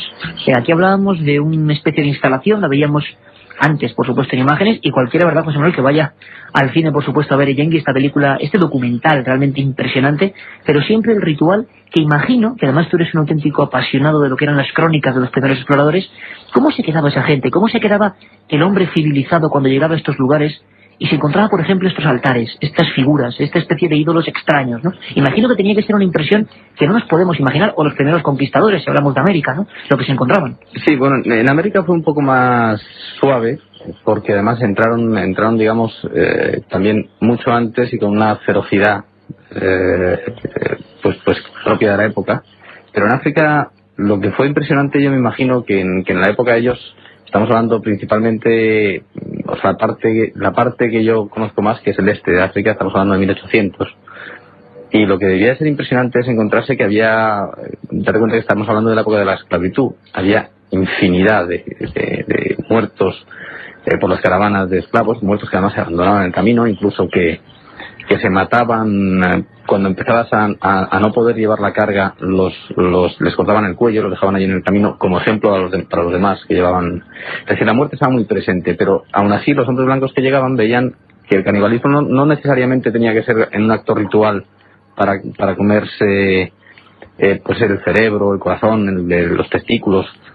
También había un canibalismo que era producido por el hambre. Entonces yo recuerdo haber leído en algunas crónicas que era bastante impresionante, que a ellos les sorprendía mucho ver cómo en los ríos africanos, y protegiéndolos con palos de los cocodrilos, dejaban a los cadáveres macerarse en el agua, ablandarse en el agua, para luego poder comérselos. Y llegaban al poblado y claro, les parecía que era una atrocidad impresionante, que aquella gente eran caníbales, un poco temían por sus vidas los primeros exploradores, ¿no? Y luego resulta que eran pueblos que lo único que pasa es que pasaron unas hambrunas tremendas, y se veían. Una vez más volvemos a la pregunta de si usted pasa realmente una situación muy apurada de hambre, y no solamente uno, sino sus hijos, su familia, pues claro, esta gente se comía a los de su propio pueblo, incluso los muertos por hambre.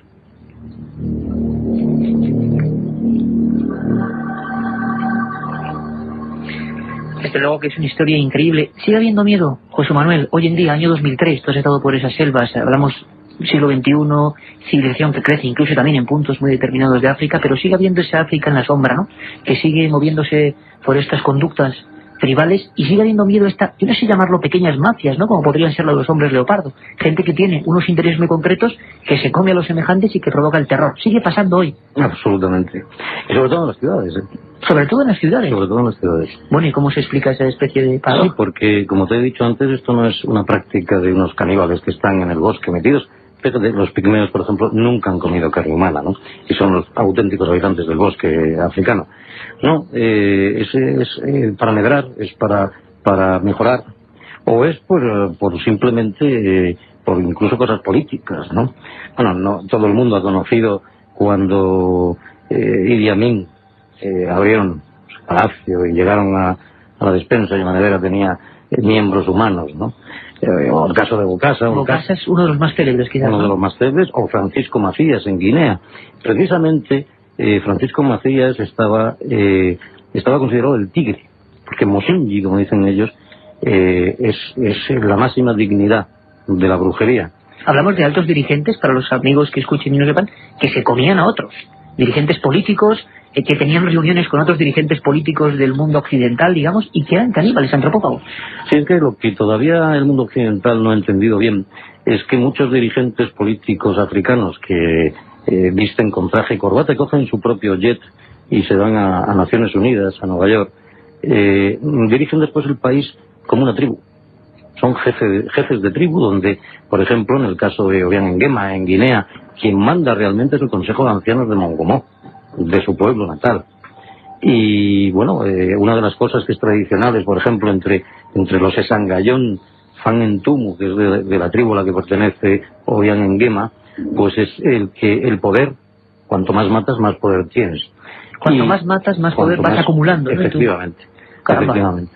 Y bueno, se han dado casos como por ejemplo en las últimas elecciones, que aunque estaban absolutamente amañadas, hasta las urnas eran de madera, pues cuando llegó un líder de la oposición, Andrés Moisés Mbá, pues el que capturó a Macías en el golpe de Obiang, simplemente por el hecho de poder capturar a Macías, porque Macías se escondió en el bosque, se fue a su cueva con sus fetiches, y ningún militar era lo suficientemente valiente para entrar en el bosque y aprenderlo. Y entonces el teniente Motú, que se había criado aquí en España, en la Academia de Zaragoza, era absolutamente occidental en sus formas de pensar, entró y le detuvo, y desde ese momento, ten en cuenta que detuvo al tigre, desde ese momento pensaron que era un hombre con unos grandes poderes. Teniente Motú, y me remito otra vez a cuando llega este líder de la oposición, era del partido del líder de la oposición, Andrés Moisés Mbá, y los hermanos de Obiang, pensando, ya te digo, pese a que tenían amañadas las elecciones, pensando que ese poder se lo iba a transmitir a Andrés Moisés Mbá y iba a ganar las elecciones, lo capturaron en el mismo hall del hotel y lo empezaron a interrogar porque creían al principio que el poder de este teniente residía en algún amuleto, en algún bastón, en alguna medicina que tenía. Como este hombre, pues no, empezaron a torturarlo y no cantaba, realmente no tenía nada. El poder. Pues pensaron que el poder lo tenía dentro y entonces lo mataron y se lo comieron en Mongomó, en el pueblo del presidente Obiang, donde el propio presidente Obiang participó en el ritual, y todos sus ministros, solo los que eran de su propio clan, hicieron lo que se llama un pacto de sangre.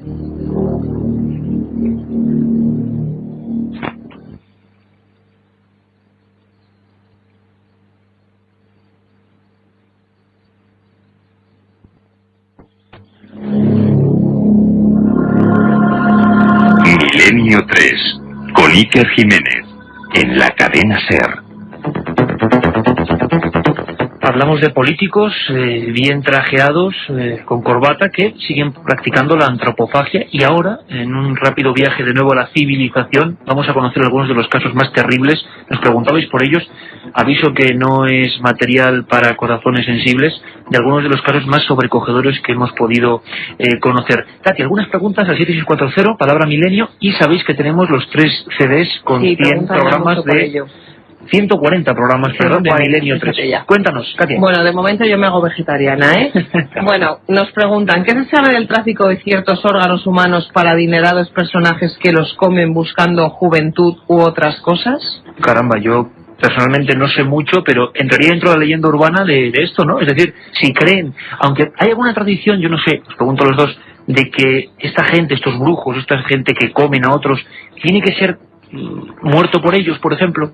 Porque imagino que no será lo mismo, que le enviaron un riñón. No tienen que ser muertos con ellos, ¿no? Ajá, entonces tendría una posibilidad, ¿no? Hubo un caso aquí en Cercedilla, murió un personaje muy relevante, del clan Mongomó también, y reclamaron el cadáver. El cadáver, claro, fue embalsamado, pues con los productos que son pertinaces para ello y tal, fue metido en un sarcófago de zinc, y bueno, cuando llegó ya a la frontera de Gabón, hasta Esangayón, hasta el pueblo del presidente, pues habrían pasado 15 o 20 días, convocaron a Yemaú que es ese banquete caníbal, ese banquete ritual, precisamente porque era una persona muy importante, creen en esa transmisión de esa sabiduría que tenía esta persona que había muerto, pues convocaron a Yamaú y murieron 7 intoxicados por los productos del embalsamamiento. Madre mía. Bueno, más preguntas. Javi de Ponferrada y Elena de Murcia, entre otros, nos preguntan por el caso de un chico japonés que se comió a su novia en un supuesto acto de amor supremo para llevarla siempre dentro. Vamos a contarlo, lo contamos ahora en un minuto. Ahora lo contaremos el caso. Tremendo, hay que tener mucho cuidado con quién se va una. Sí. Bueno, ¿en qué países se sigue practicando el canibalismo para no viajar? Miguel de Guadalajara. Miguel de Guadalajara, ¿podríamos establecer, compañeros, un mapa quizás de los países clave que sabemos o las zonas clave? Fernando. Yo creo que se podría decir donde hay canibalismo, pero no hay peligro en ir a estos países por lo que hemos dicho, ¿no? Salvo que seas uno de los jefecillos de locales que les interese a ellos quedarse con tus poderes, nadie te va a comer, no te comen por hambre. ¿Qué áreas más importantes podríamos, digamos, a trazo de compás, decir? Pues yo creo que donde todavía sigue existiendo bastante canibalismo es Golfo de Guinea, distintos países, bastante también en la zona que José Manuel lo conoce bastante bien, de Nueva Guinea, de Papúa. Sí, por ejemplo las Islas Salomón. Las Islas Salomón. Las Islas Salomón hacen un ritual tremendo, que es la grasa del guerrero. La grasa del guerrero. Sí. ¿La has oído? Si nos lo cuentas brevemente, porque ahora toda la audiencia está diciendo, bueno, ¿y qué es eso? Supongo que ya no se sigue haciendo porque no hay garras tribales, pero hasta hace muy pocos años, 20 años, cuando una tribu se iba a enfrentar a la guerra, iba a ir a la guerra, pues engordaban a un niño, lo cebaban y lo trataban muy bien. Y lo cebaban durante meses. Cuando ya estaba bien gordito, se acercaba a la batalla, lo ataban en el palo central del poblado y comenzaban una danza atroz con máscaras y empezaban a asustarlo, a aterrorizarlo. Hasta que este niño, realmente el rictus que tenía ya era de pánico. Y en ese momento lo degollaban y con la grasa del niño se untaban los guerreros porque pensaban que de esta manera iban a asustar al enemigo, porque tenían ese gesto de terror, de pánico del niño, iba a hacer que los enemigos huyesen.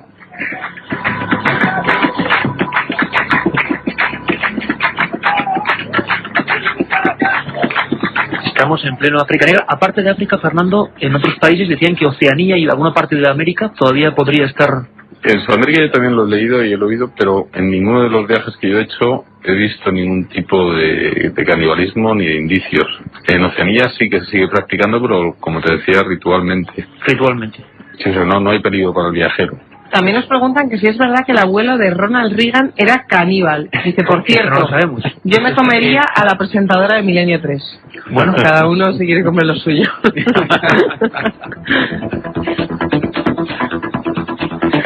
Y es bueno que le pongamos un punto de humor porque lo que viene ahora es bastante dramático. Hemos hecho una pequeña ficha del mundo civilizado de algunos de los personajes, como este japonés que nos preguntabais, y ahora enseguida vamos a pasar con los animales. Katy, ¿tienes una comparación curiosa? Sí, hay muchos mensajes que nos comparan el cristianismo con el canibalismo, porque la comunión se come el cuerpo de Cristo y se bebe la sangre. Menuda tremendo, sí. Y en África está contemplado esto, pues por ejemplo, entre los Bangis, los iniciados de Huetí, los que comen iboga, que hablamos de esa sociedad secreta en el programa anterior, mágicas. Aquel que come iboga, aquel que es iniciado en Huetí, puede ir a misa, porque puede perfectamente compaginar la liturgia cristiana con sus propias creencias, pero nunca comulgará, porque es un símbolo, es una antropofagia simbólica, es la sangre y el cuerpo de Cristo. Nunca comulgará un Bangi, porque cree que, aunque sea simbólico, está haciendo un acto de antropofagia. Qué curioso. Luego, prácticamente en 20 minutos, tendremos las últimas preguntas, 7640, palabra milenio, y los ganadores de esos tres. Está muy solicitado, 7640, palabra clave milenio.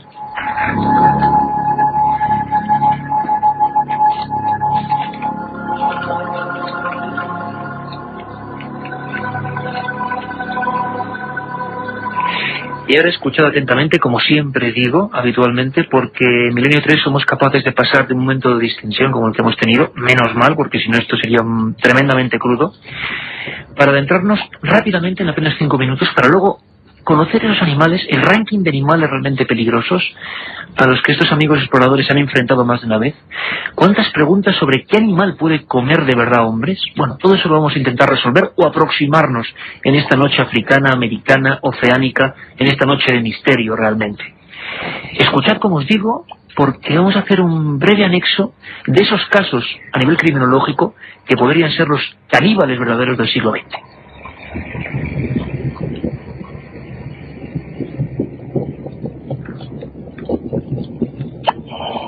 Poseídos por una extraña maldición psiquiátrica, los actuales caníbales han dejado su rastro en el mundo moderno. Los periódicos y las radios han difundido sus fechorías y se han convertido en personajes célebres de la galería negra de la criminología.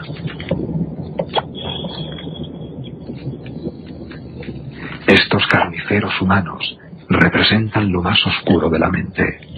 Sus casos, una muestra viva de atavismo y conducta tribal que aún permanece latente, oculta dentro de nuestro ser.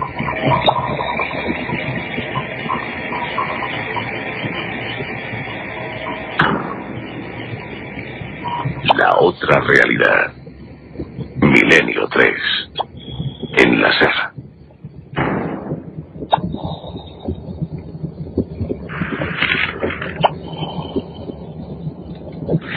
Algunos fueron ejecutados. En España hablábamos del caso del Sacamantecas, de los míticos Sacamantecas, casos conocidos como el de Francisco Leona, el Sacamantecas de Gádor, el hombre del saco de Gádor, o de Díaz de Garayo, el Sacamantecas de Álava.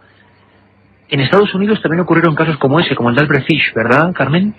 Pues sí, en Estados Unidos, la verdad, han ocurrido bastantes casos de canibalismo, de asesinos caníbales, y en Rusia también ha sido uno de los países donde más caso de asesinato y posterior canibalismo se ha dado.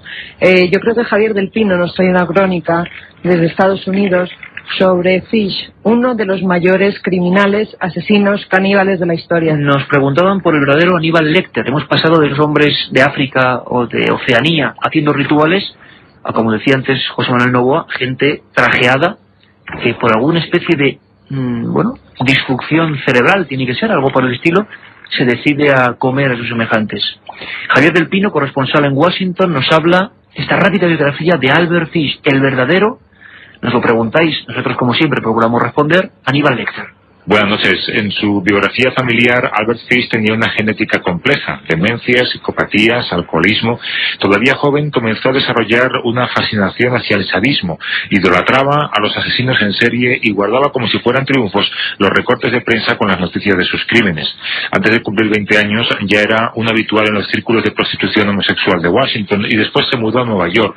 Cuenta la policía que a esa época pertenecen sus primeros crímenes, desde violaciones a niños hasta asesinatos premeditados. Se obsesionó después por la religión, por el bien y por el mal, y llegó a la conclusión de que la única manera de purificar sus maldades era mediante el sufrimiento personal y el dolor. Entre automutilaciones y castigos corporales a sí mismo, Albert Fish seguía matando. Sus víctimas sufrían castraciones y amputaciones, y Fish contó al final de su vida que preparaba comidas con trozos de los cadáveres. Los archivos de la época no permiten establecer el número de víctimas, y la justicia tampoco pudo comprobarlo. Unos hablaban de varios centenares, aunque la cifra real puede acercarse más bien a 50. Detenido en varias ocasiones, la policía solo lograba ingresarlo en psiquiátricos porque eran incapaces de demostrar sus crímenes, hasta que cometió un error. Envió una carta a la madre de una de sus víctimas en la que contaba cómo había disfrutado comiéndose la carne de la niña a la que había asesinado. Fue ejecutado en 1966, era conocido como el vampiro de Brooklyn y es, según los historiadores, el auténtico Hannibal Lecter del Silencio de los Corderos. El vampiro de Brooklyn, como hubo un vampiro de Düsseldorf, como hubo Peter Kürten, el vampiro de Londres, hubo muchos casos que podríamos diagnosticar como canibalismo. El forense José Antonio García Andrade nos habla rápidamente del último que tuvimos en España y que él pudo también tratar. Un caso que era de auténtico manual, increíble. Seguro que muchos, al escuchar la historia de Francisco Escalero, pues a nadie le suena apenas. Si digo mendigo asesino, que actuó muy cerquita de aquí en Madrid, seguro que ya la cosa cambia. Mató a 13 personas probadas y a casi todas ellas les devoró el corazón.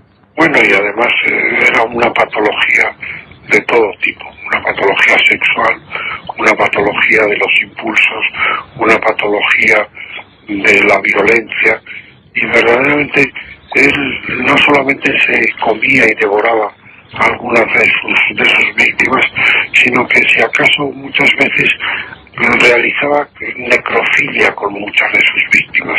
Es decir,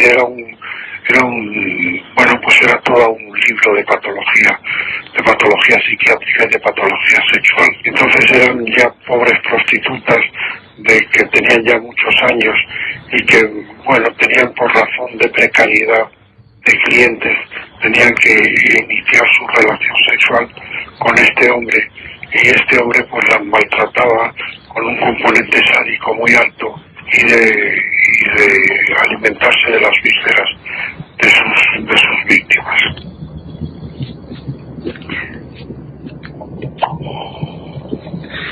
Como un goteo de sangre, realmente suena esto. Carmen, nos preguntaban por un japonés chino auténticamente diabólico, que encima ha tenido la osadía, porque yo hay cosas que ya no entiendo, de hacer un libro de su autobiografía. Un japonés o chino, repito, no lo sé exactamente ahora mismo.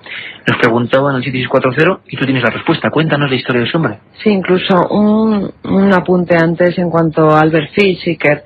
Nosotros hemos tenido acceso a esa carta por la que es pillado y que se la manda a la madre de Grace Boots, una niña de 10 años que acababa de asesinar. En ella dice cosas como: me quité la ropa para no mancharla de sangre. Ella corría de arriba abajo gritando mamá. Como ella opuso resistencia, la estrangulé hasta matarla. Entonces la corté en pedazos y así pude comer su carne. Como asno pequeño, fue asada en el horno. Fue ejecutado en 1936. Carmen, ¿quién es Issei Sagawa? Issei Sagawa es un joven estudiante japonés que asesinó en su casa de París en junio de 1981 a René Halterbeth, una estudiante holandesa que le rechazó al querer tener relaciones con ella. Posteriormente mutiló su cuerpo, el cual fue cocinado poco a poco, y mientras se lo comía oía la voz de la chica, que días antes había grabado en una cinta.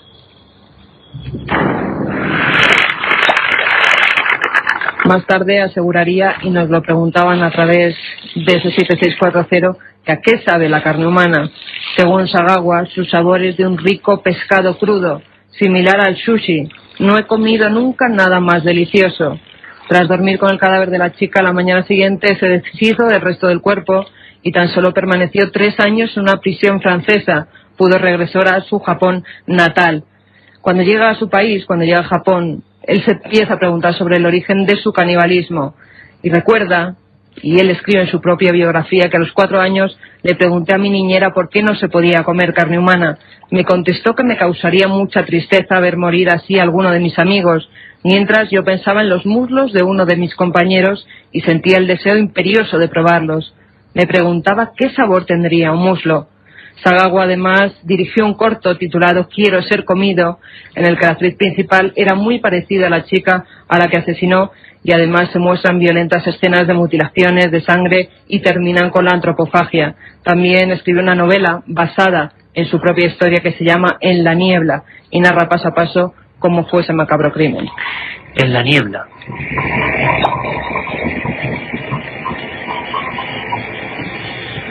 Un caníbal en este caso que se convirtió en una celebridad. Hubo algunos, incluso como tú decías, para acabar con esta especie de alineación de la muerte, en el vampiro de Rostov, sería el último de los casos. El carnicero de Rostov. ¿Cuál fue su historia? Que era Andrei Chikatilo. Está considerado como uno de los mayores asesinos de la historia. Este hombre ruso era profesor de filosofía. ¿Era profesor él de filosofía?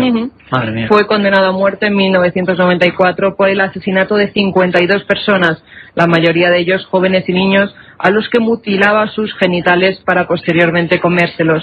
Durante 12 años disfrutó comiendo carne humana y él mismo se autocalificó como un error de la naturaleza. Estoy completamente seguro que el animal más peligroso de la naturaleza, y creo que estamos de acuerdo todos los que aquí estamos, somos nosotros mismos. Sin embargo, hay mucho interés por los animales que comparten con nosotros el planeta azul, el planeta verde, como queréis llamarlo, y son muchas las preguntas de cuáles son los animales realmente peligrosos. Sabemos que no hay ninguno, o nos lo va a contar Fernando, y si no le azuzamos y le atacamos, nos haga nada. Pero bueno, hay algunos que hay que tener especial cuidado. ¿Cuáles son los animales comedores de hombres?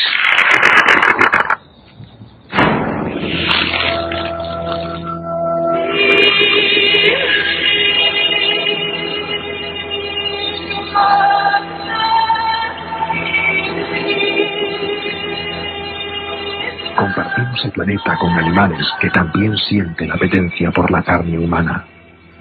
Un grupo selecto de criaturas que todos los conocedores de la naturaleza subrayan en rojo por su peligro y violencia.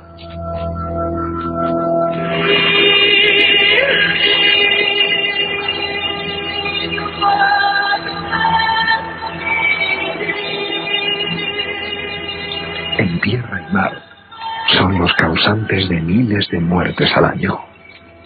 Aunque apenas se habla de ellos, quizá para no alarmar a la población.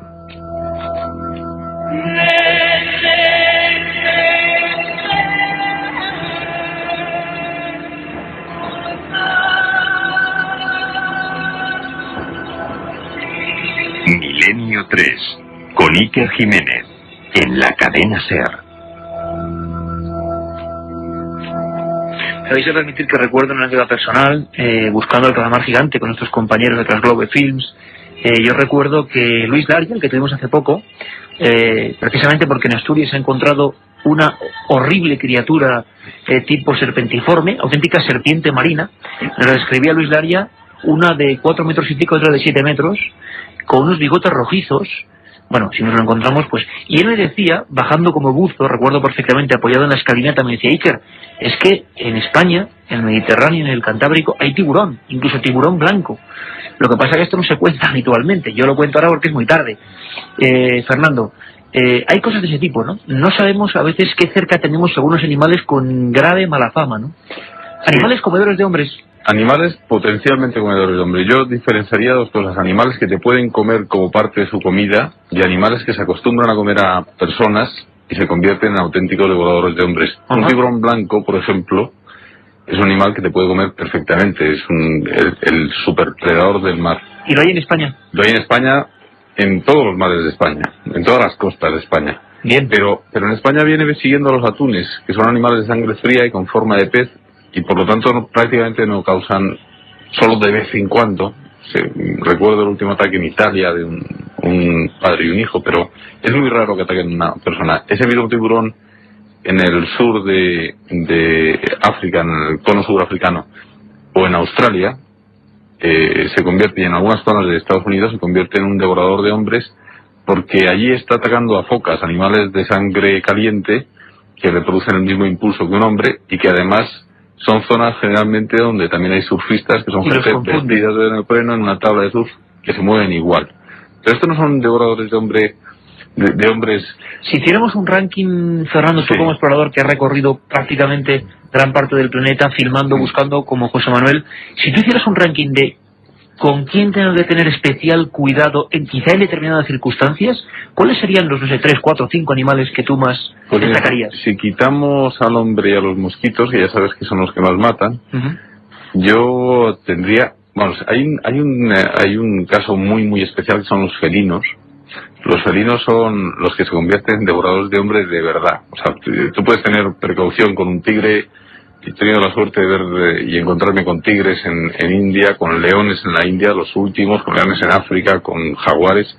No son, que no son devoradores de hombres, no tienes problema. Pero si esos leones, esos tigres, se han dado unas circunstancias especiales, mucho más, y esas circunstancias se han alargado a lo largo del tiempo y han nacido ellos ya alimentándose con carne de personas, entonces da lugar a devoradores de hombres, como es el caso de los famosos devoradores de hombres del Sabo, que dieron lugar a la película esta de los fantasmas de la noche.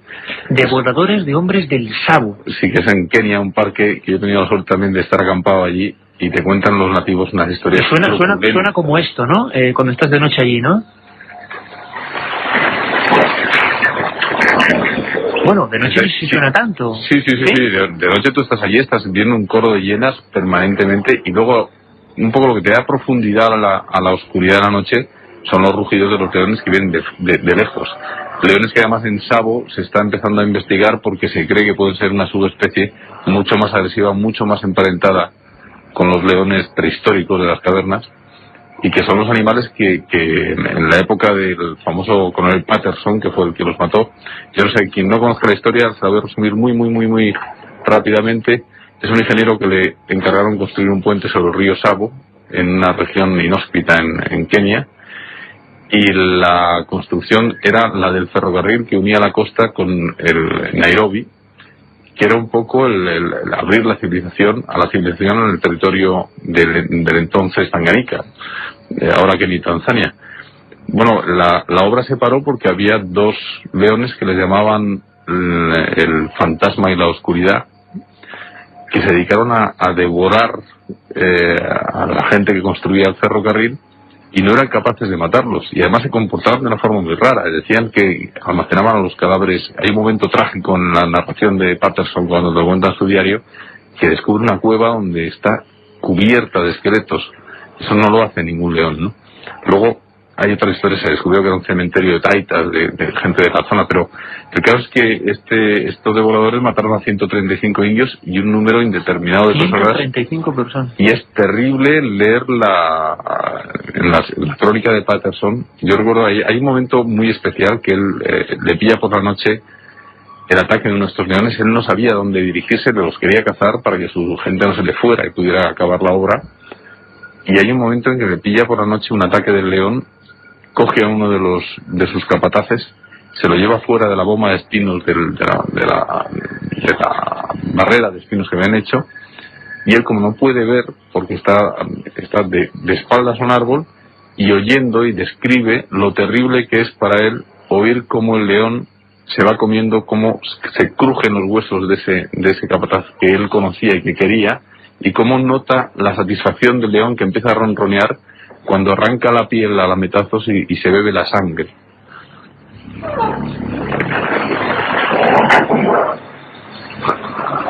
Tenemos esos leones realmente increíbles, ¿no? Hablaremos en más programas, Fernando, si nos lo permites, de animales desconocidos, de animales más o menos conocidos, pero que comportan de vez en cuando acciones como estas. Carmen, ¿tienes alguna pregunta? Que ha hablado precisamente de eso, ¿no? Precisamente, Carrie nos decía, ¿es cierto que para defenderse de los tigres come hombres en la India las gentes se colocan máscaras en la nuca? Qué curioso. Sí, es cierto. En el norte de la India y en el sur de Nepal, muchos agricultores, mucha gente que trabaja en el campo, se ponen máscaras porque tienen la creencia de que al tigre, si le miras de frente, no te ataca. Y bueno, el tigre generalmente no te ataca, si no es, como decíamos antes, un devorador de hombres.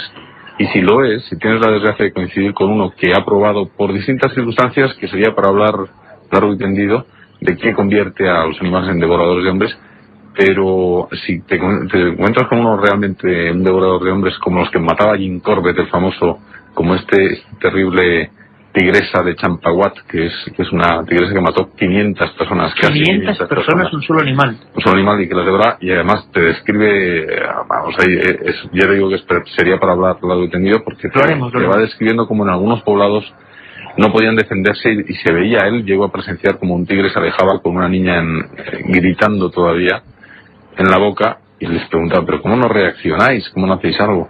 Decían, es que contra ese tipo de tigres no se puede reaccionar porque ellos pensaban que estaban poseídos por espíritus, ¿no? Contra un devorador de hombres de este tipo, una máscara no te serviría de nada, porque está acostumbrado a saber lo que es un hombre, sabe lo fácil que es matarlo, sabe que es infinitamente más fuerte, oye mejor, ve mejor, trepa mejor, y no dudaría ni un instante en matarte y devorarte, ¿no? Yo creo que el tema merece la pena como para ampliarlo realmente y hablar de peligro, bueno, entre comillas, ¿no? En tierra, mar y aire. Vamos con las últimas preguntas, Katia, que ha habido 7640. Bueno, más que nada he elegido ya los ganadores, porque ese CD con 140 programas de Milenio 3 está muy solicitado. Dice, por ejemplo, Jesús Aldea Pamplona, yo no comería carne humana, ni loco, aunque por los CDs de Milenio 3. ¿Sabéis si estrenan la película en Pamplona? ¿Estrenan la película en Pamplona? Un poco más adelante. De momento, Yankee está en Madrid y en Barcelona en los cines Verdi, a partir de hoy. Pues nos lo han pedido también en Sevilla, en Zaragoza, bueno, en un montón de ciudades. Otro de los ganadores, Alicia de Sevilla. Iker, necesito ese CD, soy una gran admiradora tuya, suerte. Bueno, pues a ella le damos otro CD, ¿no? Venga, vamos, la lista muy desesperada. Y por último, que me perdone Mariano Revies si está escuchando, dice, muy buenas noches a todos, sois únicos, trabajo los viernes por vosotros. Si me toca el regalo, contar con unas botellas de vino Valdepeñas. Lo siento, pero se lo doy a él.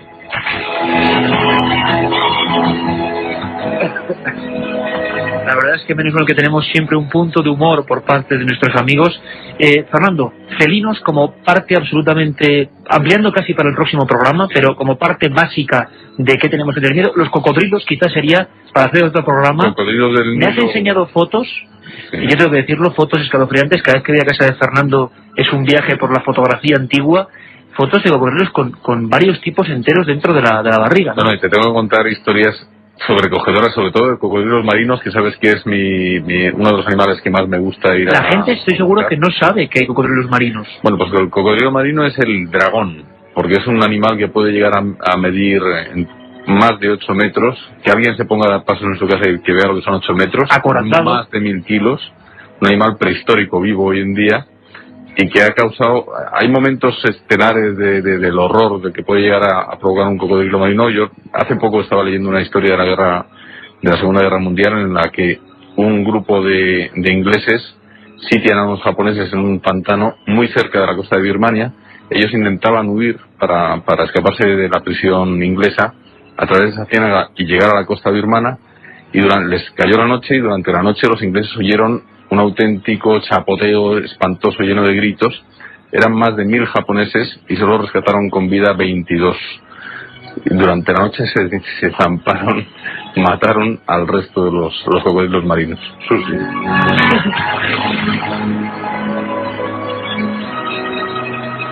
Madre mía, son José Manuel Novoa y Fernando González Siches, dos compañeros de Transglobe que realmente, bueno, pasan su vida muy arriesgada. Muchas de las preguntas que se repitieron por lo menos la primera vez, estoy seguro que ahora también, es cómo siguen vivos estas personas. Uno entre brujos, haciendo antropología de la de verdad, de bota y no de bata, como dice Fernando, y otro igual, persiguiendo a los animales. Y se nos han quedado muchas cosas en el tintero, como el caso de Viven, aquel accidente de los Andes, que yo creo que da para un programa. Lo contaremos. Mucha gente nos preguntaba, ¿la película de Holocausto Caníbal se llamaba? Sí. ¿Se puede encontrar? Difícil, ¿no? Nosotros nos la encontró nuestro amigo Quique, del Videoclub Camus, que es un fenómeno que encuentra esas películas extrañas, pero yo creo que es muy difícil. Pero bueno, os recomendamos, cómo no porque sean amigos, sino porque es un trabajo francamente excelente. En este mundo con tantos ídolos de barro, qué bonito es sentarse aquí con amigos que realmente tienen esa virtud, la de explorar, la de seguir pensando que hay maravillas por llevarse al alma. Así que, Yengi, suerte, José Manuel.